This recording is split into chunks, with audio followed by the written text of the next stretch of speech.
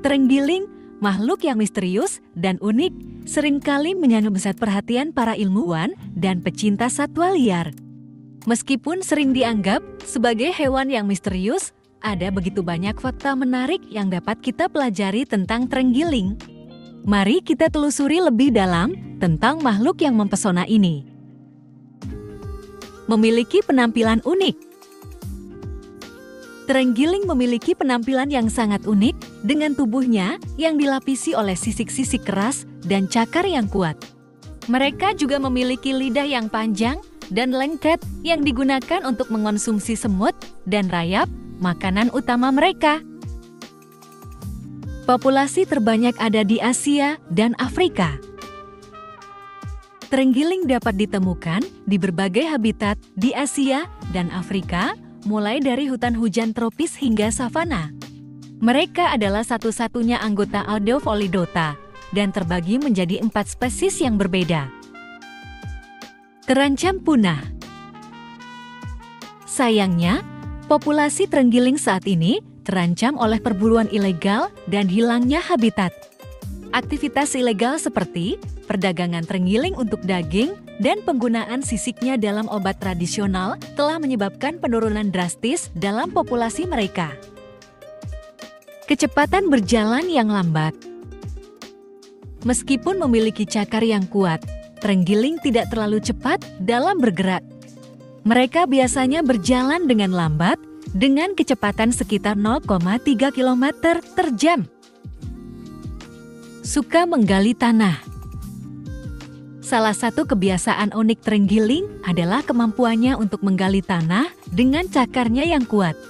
Mereka menggunakan kemampuan ini untuk mencari makanan di bawah tanah seperti sarang semut dan rayap. Sisiknya adalah pelindung. Sisik terenggiling memberikan perlindungan yang kuat terhadap predator.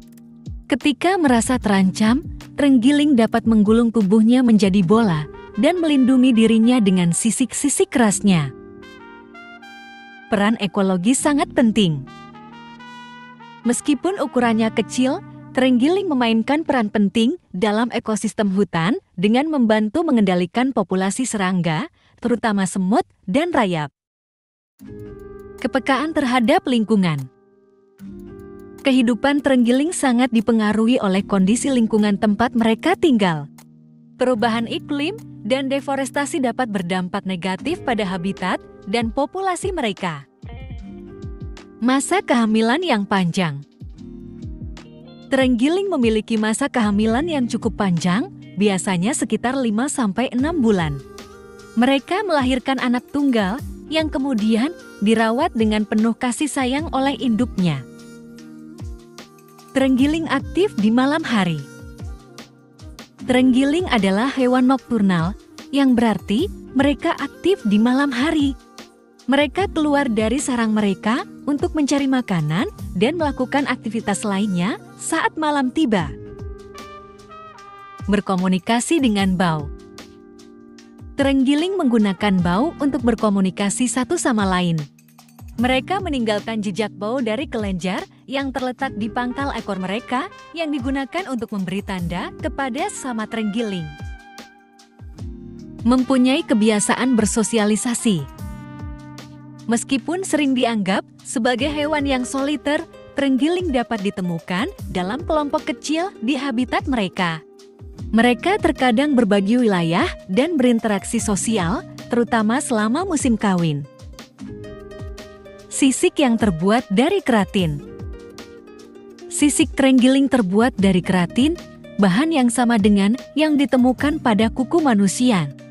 Meskipun dianggap memiliki sifat penyembuhan dalam pengobatan tradisional, tidak ada bukti ilmiah yang mendukung klaim tersebut.